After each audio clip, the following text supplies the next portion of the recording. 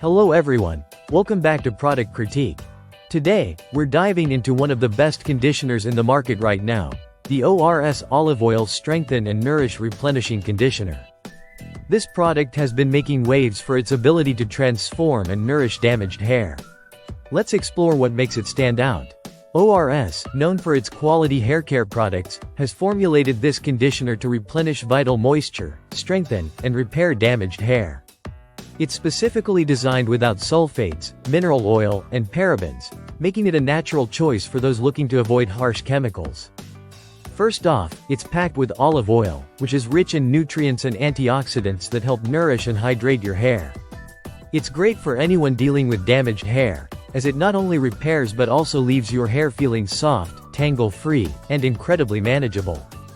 The formula is gentle yet effective, suitable for various hair types, especially if you have dry or brittle hair. To get the best results, apply a generous amount to freshly washed hair, focusing on the ends where damage is often most pronounced.